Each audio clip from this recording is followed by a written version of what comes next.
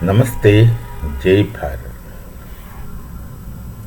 There shall be no difference of opinion when one say that one important point in life is to become a good human being. How do you become a good human being? People have been given multiple ways, and people have multiple thoughts, and people have different methods and different understandings of how to become a human being. But I would like to speak in Bharat, the becoming of a good human being, an authentic human being, a genuine human being, and also an archetype human being, is when one becomes dharmic.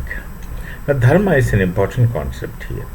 Now, don't connect dharma with the Hindu dharma or the Jain, Baudd, Sikh dharma. In that day, dharma stands for the foreign concept of religion, which is larger than a common concept of religion. But dharma, in general, is the sum total of righteousness.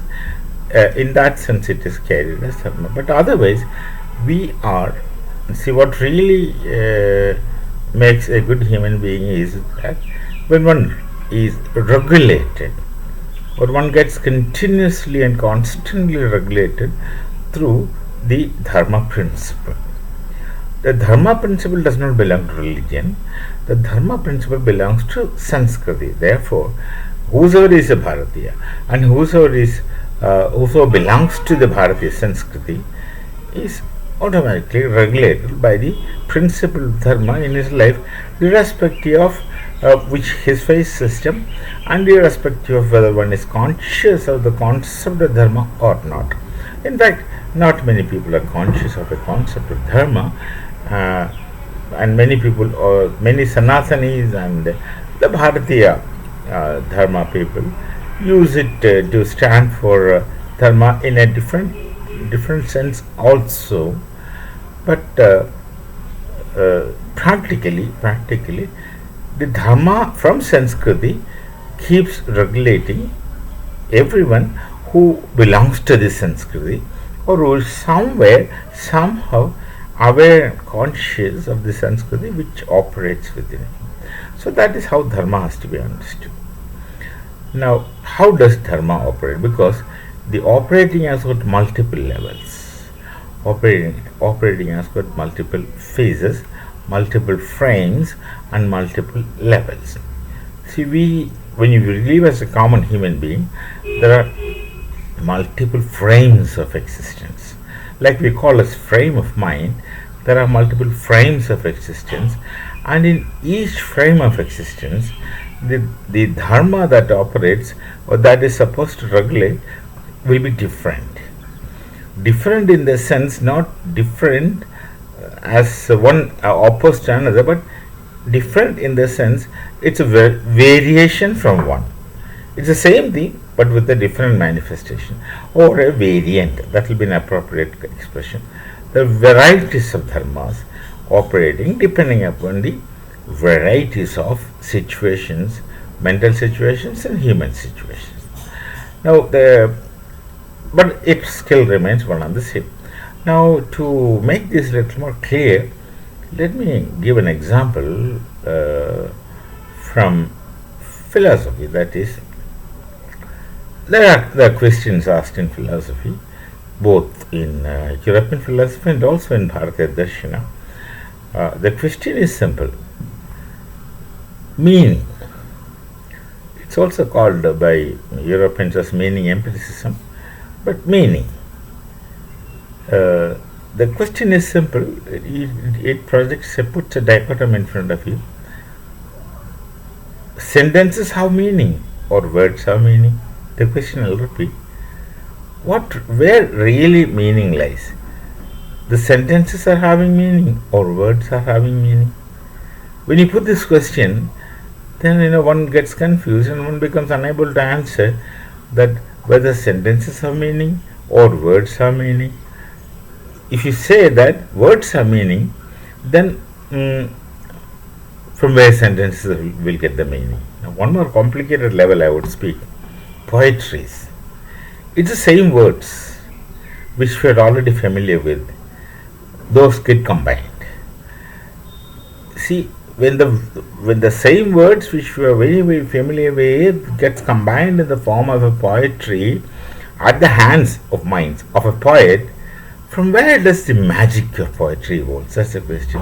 Poetry, when they are combined in the pattern of a poetry, there evolves a magic which you can't decipher at one stretch. From where this magic evolves? So therefore, if you ask a question, if you say that words have meaning, then from where sentence gets a meaning? If words have meaning, then why sentences? All these questions can be asked.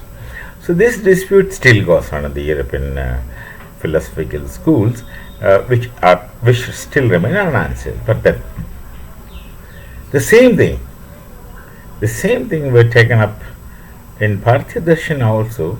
These questions were asked, but then they brushed this aside, giving a very simple and straight answer. And the thinker in Bharat who cleared this confusion, who answered this predicament, if there's any, is none other than the Mimamsa philosopher Prabhakara Mishra. There's something very interesting about Prabhakara Mishra. It is said that Prabhakara Mishra is from the Malabar coast. But Mishra is a title unfound in the Malabar coast. Now, it would create confusion. Someone would say that he must be a thinker from the area which is in the Aryavarta, where Mishra title is mostly found, who must have come to there. But then that may really not be the case, because we in Bharat have the tradition of accepting the title of a teacher. Prabhakara must have been student of some Mishra, or that one must have been a student of some other Mishra, like for example Shankaracharya. Shankaracharya is explicitly from Kerala, because we know where he is born and the house is still preserved. The house in which he is formed is still preserved, and that is under the protection of the Chinmaya International Foundation, which is a university these days. So we know that area where he is born. And Shankara is mostly called Shankara Bhagavatpada. Shankara Bhagavatpada is called Shankara Bhagavatpada because his teacher's name is Govinda Bhagavatpada. If you follow the tradition, Govinda Bhagavatpada is a student of Gaudapada.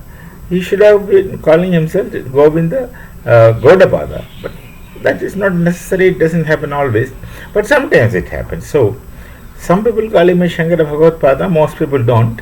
Most people call him simply Shankara Acharya also, Shankara Acharya only. And but there are people who keep calling him a Shankara Bhagavatpada just because they put the title of his teacher's title along with him. That's it. So similarly, the Prabhakara Mishra must be Prabhakara Mishra because he must have taken the title of his teachers. And not only that, we can take title of our teachers, we can take the Gotra of our gurus. Normally Gotra comes to you from your parents, fathers, grandfathers, etc. But the Gotra we can take from gurus. There are many cases of Gotra being taken from the gurus, many cases. That apart. So Prabhakara Mishra was a Mimamsa philosopher. And Mimamsa philosophy, both Purva Mimamsa and Uttara Mimamsa, that is Kumarila Bhatta, Prabhakara Mishra, and of course in Uttara Mimamsa Shankaracharya, all these people from the southern part of Bharat. They are, this very system of Mimamsa philosophy is very close to or akin to the modern critical theory which came out from Europe, actually Europe and America, because critical theory is a product of the Frankfurt School, and Frankfurt School is a group of thinkers who did not operate from Frankfurt. Since they were ousted from Frankfurt, they were operating from Chicago because some communist rich man was supporting them. The Frankfurt School is essentially Marxist. Ockham, Adorno and all those people. So they have their thought system is called as critical philosophy in the European system, and many people do laud critical philosophy as the thing in the thought process, and that's the problem normally with the Europeans.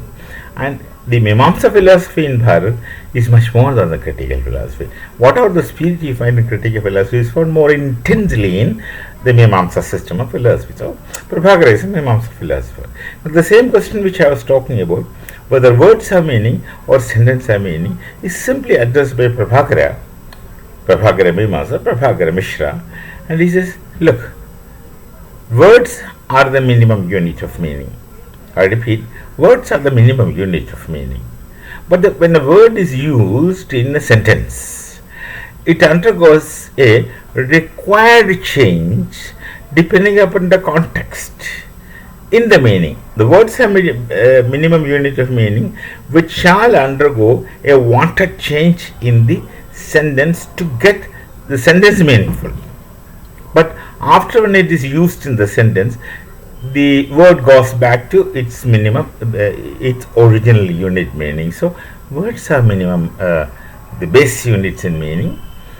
But when they are used in sentence, depending upon the requirement, call and context and need, it evolves into a different sense and meaning that's applicable only in that sentence and shall again go back to its original unit meaning when it is used. This is a Prabhakara answers, and the whole problem gets over there. Dharma is like that. Dharma remains as a basic unit of a complete concept of righteousness. Trying to put in English this manner, I don't know how else to put it. So it's a complete collection of righteousness. Dharma.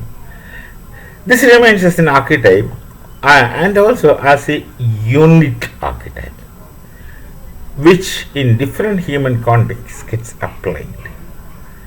If you are dharmic, if you are a sanskari, gets applied. And when it is applied in the context, it undergoes a variation. It undergoes a change, which is supposed to suit best the context, the requirement, the need, the time and the space. And that change is never retained by dharma, the unit dharma. The unit dharma remains as the same unit throughout time space. But the dynamicity of dharma, the dynamicity of dharma spontaneously springs out from the context to assume something different, something of a variety, which may be not directly found in dharma, but which may be explicitly expressed to suit the requirement of the context, which regulates you in that frame. And in another frame, the same dharma would regulate you through a different variant. And in yet another frame and context, the same unit dharma would regulate you with yet another context. So this is a kind of yet another kind of meaning. This is a kind of dynamicity within the concept of dharma. And of course, this is a kind of dynamicity what we have right in the Vedas. This is how Vedas function as dynamic. So different context, it assumes different importance. It assumes different meaning, and it provides different meanings for action. And these are nothing permanent. That's why I say they are open-ended. These are nothing permanent. In yet another frame, it may be different. Yet another frame, it may be different. Now this dharma is fundamentally is what is supposed to regulate human into authentic human, active human, and genuinely human. And the dharma, of course, as I've told, has nothing to do with religion. As you understand religion, dharma remains as a unit, as an integral part of the Sanskriti. Of course, the Sanskriti in Bharat is an outward expression, or Sanskriti in Bharat is an evolution from the Veda Upanishadic knowledge tradition. And of course, further, a transcendental longing from the Sanskriti only becomes dharma, as in the sense of religion. So, it's based on a knowledge tradition, and which is there for all. Any genuine person with the aspiration of being a genuine human will automatically be sanskari, and given the fact that you are a sanskari, you are automatically dharmic, and you are regulated from within. No external object law needed. That is how the societies, archetype Hindu society, archetype Jain society, archetype Buddhist society, archetype Sikh society are genuinely disciplined, archetypically disciplined. You know, you can predict that they won't do these kinds of things.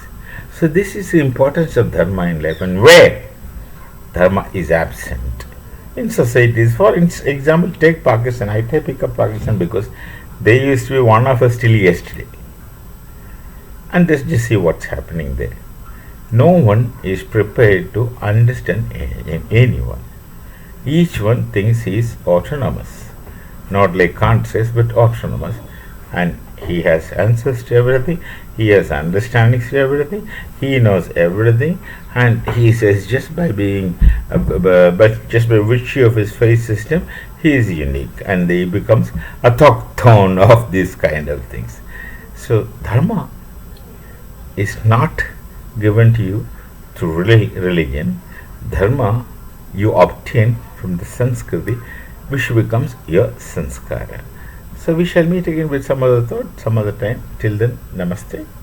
Jai Bharat, Jai Shri Ram.